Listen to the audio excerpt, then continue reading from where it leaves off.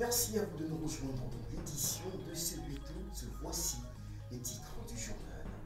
En Ukraine, le pont de Crimée touché par une explosion. Escalade nucléaire, Joe Biden craint l'apocalypse. France grève dans les raffineries totales, la galère des automobilistes. Tôt ce matin, le pont Kerch en Crimée, reliant l'enclave ukrainienne annexée au territoire russe, a subi une forte explosion. La Russie annonce l'ouverture d'une enquête criminelle. Les images parlent d'elles-mêmes. Ce pont reliant la Crimée au territoire russe a été gravement endommagé samedi matin après l'explosion d'un véhicule, selon Moscou. Conséquence, 2 voies routières se sont effondrées partiellement et 7 citernes ferroviaires qui allaient vers la Crimée ont été incendiées. Le trafic a dû être arrêté. Ce pont est essentiel au transport des personnes, des marchandises, mais aussi des troupes déployées par Moscou en Ukraine. La Crimée a été annexée en 2014 par la Russie. Moscou a toujours affirmé que l'infrastructure ne risquait rien en dépit des combats. L'arche du pont n'a pas été touchée selon le comité saisi pour enquêter. Je vous l'indiquais dans les titres, Joe Biden exprimait clairement ses craintes d'un apocalypse nucléaire face aux menaces de son homologue russe Vladimir Poutine. Ce vendredi, le locataire de la Maison-Blanche a également indiqué rechercher une porte de sortie pour le maître du Kremlin. C'est un mot qui fait frissonner toute la planète. Le président américain Joe Biden estime que le risque d'Armageddon nucléaire est à son plus haut niveau depuis la crise des missiles de Cuba en 1962. Il a déclaré que le président russe Vladimir Poutine était, je cite, un type qu'il connaît assez bien et que ce dernier ne plaisante pas lorsqu'il parle de l'utilisation d'armes nucléaires tactiques ou d'armes biologiques ou chimiques. Hier, le président ukrainien Volodymyr Zelensky a déjà évoqué des frappes préventives de l'OTAN si la Russie prenait la décision d'utiliser des armes nucléaires. Signe de la tension qui règne, la présidence a ensuite expliqué qu'il voulait en réalité parler de sanctions préventives. Que devrait faire l'OTAN ?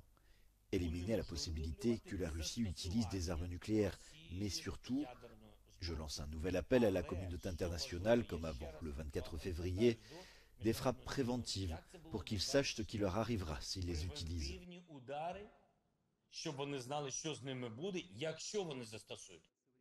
Vladimir Poutine a fait allusion à plusieurs reprises à l'utilisation de la force nucléaire, notamment le mois dernier lorsqu'il a annoncé la mobilisation de plusieurs centaines de milliers d'hommes, affirmant en fixant longuement la caméra qu'il ne s'agit pas de bluff. C'est la galère pour les stations-service en France. Les automobilistes sont les premiers à ressentir directement l'impact de la grève observée au niveau des raffineries de Total qui ne sont plus approvisionnées, une situation qui menace également l'activité des entreprises. Reportage. De nombreuses stations à l'arrêt, privées de carburant. Résultat, dans celles encore approvisionnées, comme ici, en région parisienne ce matin, la file d'attente s'étale sur plusieurs centaines de mètres. Ça fait 2 jours que je cherche désespérément une pompe et voilà, apparemment c'est la seule dans le coin. J'ai fait 2 stations essence, dont celle qui était juste en face là-bas et juste au moment d'arriver, l'affiche est 0, il n'y avait plus rien. Ah, ça fait 1 heure qu'on attend mais ça avance pas du tout, donc je sais pas ce qu'on doit faire, quoi. Donc, là, je suis en réserve. Selon le gouvernement, 15% des stations-service seraient touchées par ces pénuries liées à la grève chez les salariés de Total Énergie. Des blocages qui pénalisent les professionnels du secteur. À Vailly-sur-Aisne, ce groupe de transporteurs peine à s'approvisionner. Les stocks ici chez nous en cuve perso sont vraiment plus qu'au mini et puis en extérieur on trouve plus de carburant, quoi. Donc oui, ça commence à être très tendu. Une situation critique. Faute de livraison de carburant, ces camions ne pourront pas rouler la semaine prochaine. C'était le 1er juin 2009, autour de minuit, un avion de la compagnie Air France décolle de Rio de Janeiro au Brésil en direction de Paris. Jamais l'aéronef n'atteindra sa destination puisqu'il va s'écraser quelques heures après son décollage avec ses 228 occupants. 13 ans plus tard, le procès du crash s'ouvre à Paris. À la barre Air France et le constructeur aéronautique Airbus. Philippe Linguet livre un véritable combat judiciaire depuis 13 ans. À partir de lundi, Air France et Airbus seront sur le banc des prévenus. L'ultime occasion de connaître les circonstances du crash et faire comprendre sa souffrance. Il faut qu'ils entendent qu'il y a pour nous, famille de victimes, un avant 1er juin 2009 et un après 1er juin 2009. Nous ne sommes plus les mêmes aujourd'hui qu'hier. Mes parents ne sont plus les mêmes, mes neveux ne sont plus les mêmes. Et ça, c'est pour tout le temps, pour toute la vie, à perpétuité. Ce 1er juin 2009, le vol AF447 à destination de Paris décolle de Rio. Aux alentours de 2 h du matin, l'appareil traverse un orage et une atmosphère givrante. De la glace se forme sur les sondes Pitot, un outil qui permet aux pilotes de connaître la vitesse de l'avion. À partir de cet instant, les informations dans le cockpit sont erronées. Les pilotes multiplient les manœuvres. La 330 décroche. Autrement dit, il est en chute libre.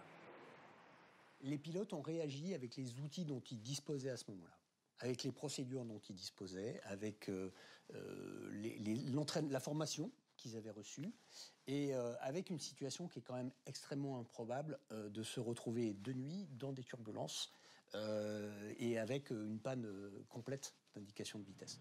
L'avion s'abîme en mer, tuant les 216 passagers et 12 membres de l'équipage. Comment expliquer les défaillances techniques? Les pilotes étaient-ils suffisamment formés?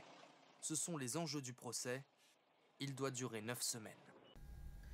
Le sommet de Prague, ouvert ce mercredi 5 octobre, a été l'occasion pour les dirigeants de l'Union européenne de se concerter sur les moyens de contourner la crise énergétique sur fond de sanctions contre la Russie, comment plafonner les prix du gaz tout en maintenant l'approvisionnement après l'hiver, des questions qui attendent toujours des réponses. L'Union européenne essaye de trouver la voie commune pour contenir la hausse des prix de l'énergie. Mais les différences persistent et se sont faites ressentir vendredi à Prague lors du sommet informel des 27 chefs d'État et de gouvernement. Certaines idées sur la table semblent toutefois faire consensus, comme les achats énergétiques groupés entre les États membres. Une chose est claire, il y a un large soutien sur le fait qu'au printemps prochain, à la fin de l'hiver, lorsque nos stocks seront épuisés, il sera primordial que nous menions des achats communs de gaz afin d'éviter de nous mordre les uns les autres et que nous ayons un pouvoir de négociation collectif.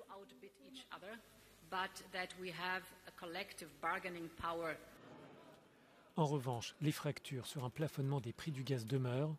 Pour afficher leur unité, les dirigeants français, allemands et néerlandais se sont présentés ensemble à la réunion. Toutefois, Berlin préfère une solution au niveau du G7 afin de diminuer les prix et de ne pas mettre en danger les approvisionnements. Nous soutenons le plafonnement des prix du gaz si cela ne menace pas la sécurité des approvisionnements.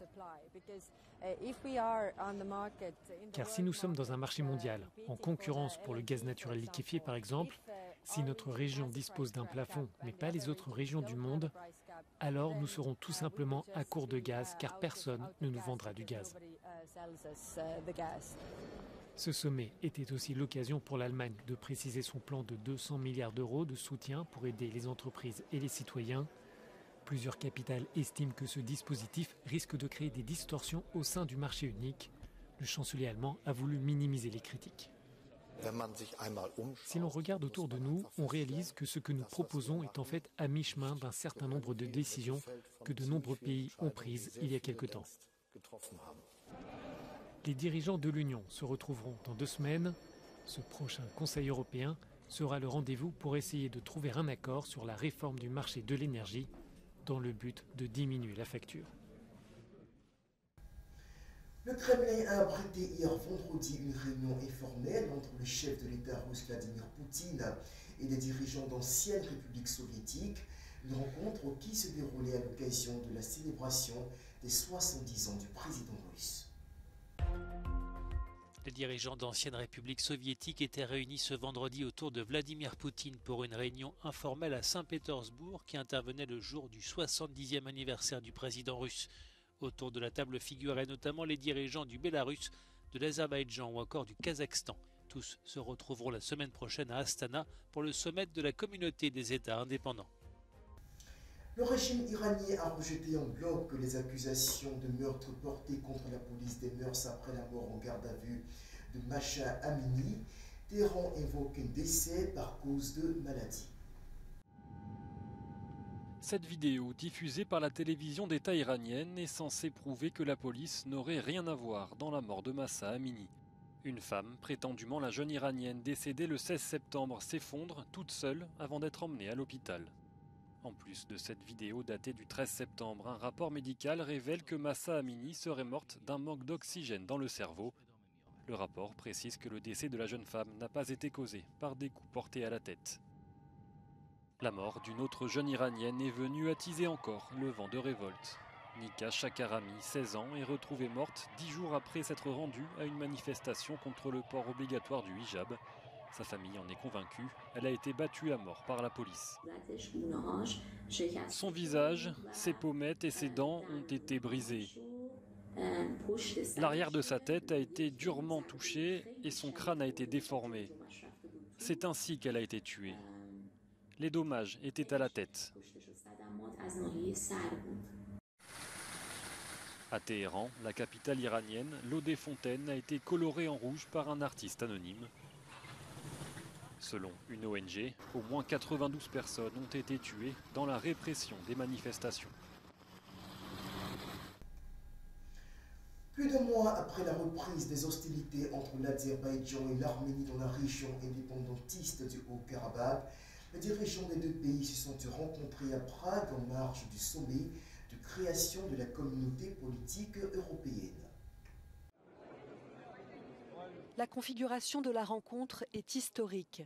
Hier, en marge du lancement de la communauté politique européenne à Prague, l'Azerbaïdjan et l'Arménie ont entamé un dialogue.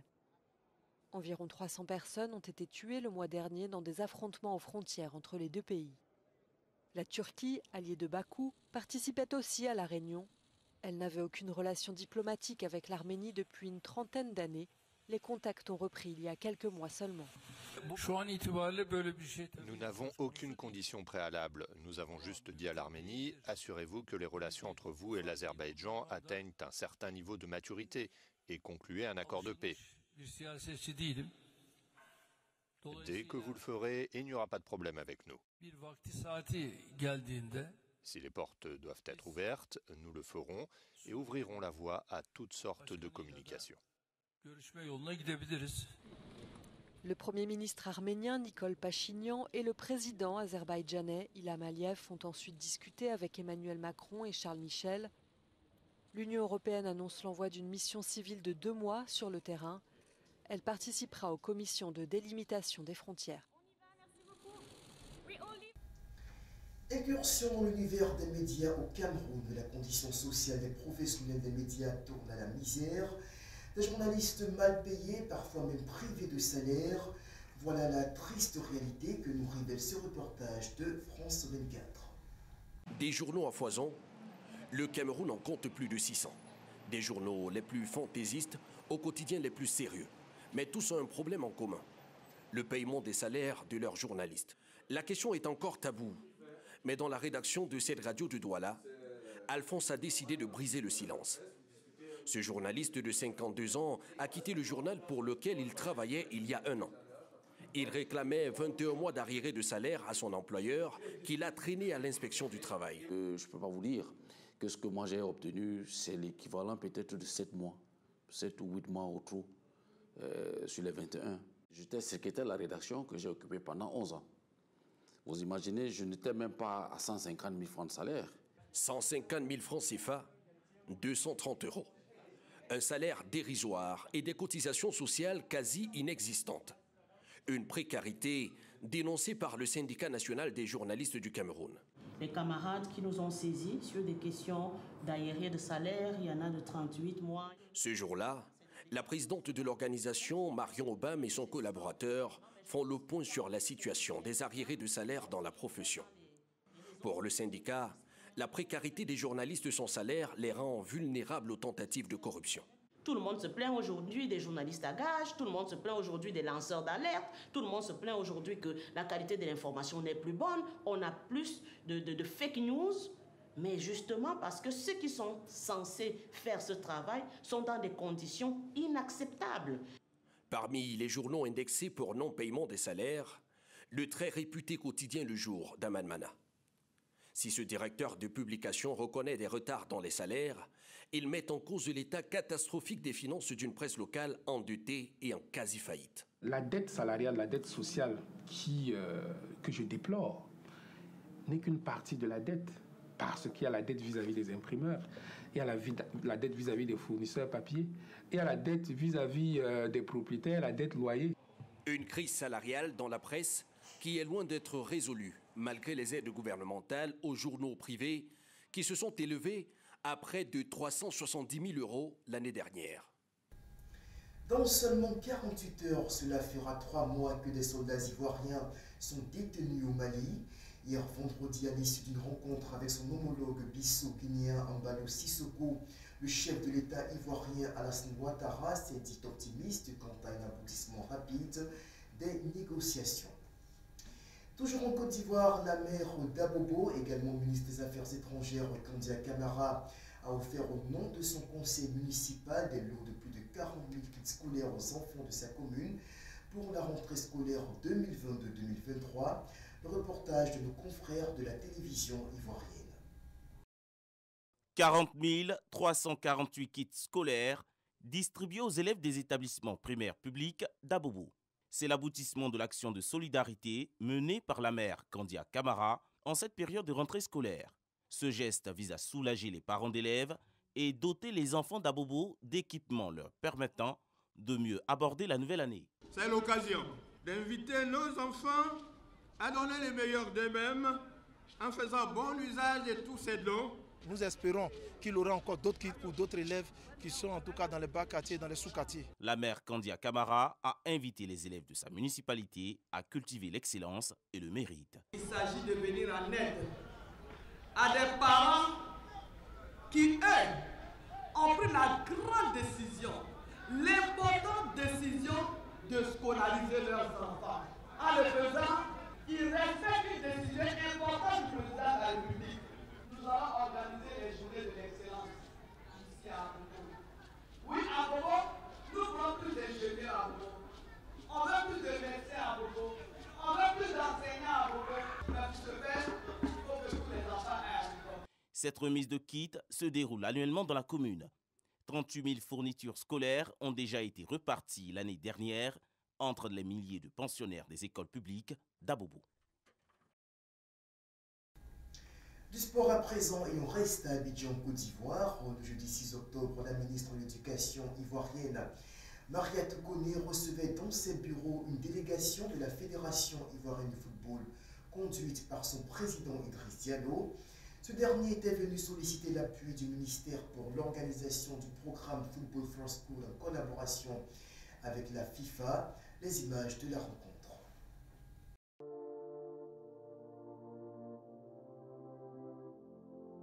Pour venir saluer Madame la ministre de l'Éducation nationale, l'alphabétisation, et puis pour vraiment l'encourager dans la mission difficile qu'elle mène avec beaucoup de brio.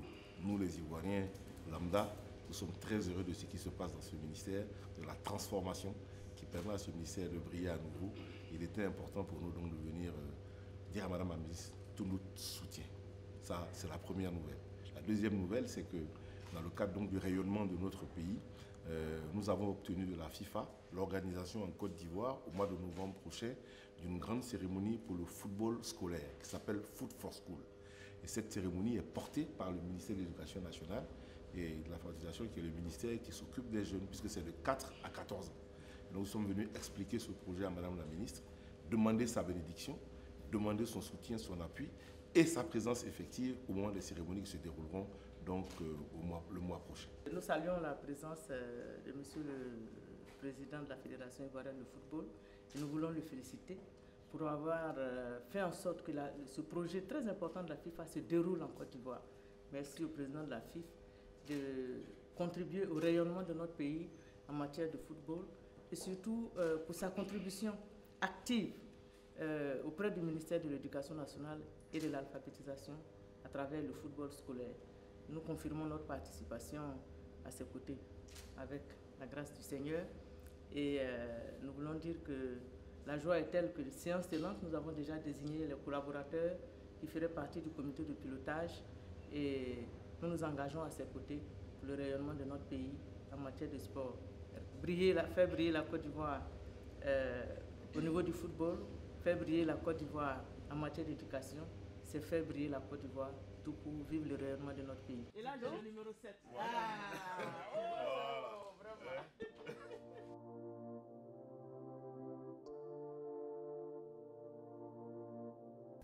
C'est donc terminé pour l'édition de ce samedi 8 octobre. Rendez-vous demain pour un autre point de l'actualité sur A12, la chaîne des valeurs d'ici et d'ailleurs.